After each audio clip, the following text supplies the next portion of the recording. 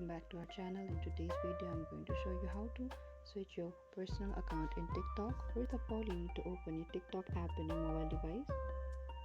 After that, on the bottom right corner there's your profile icon. Select that, and when you reach your profile, on the top right corner we could see the three-line icon. Tap on that, and on the bottom there's a settings and privacy option. Tap there. Over here we could see the account option. On the top, tap on the account option, and right over here we could get into the interface like this.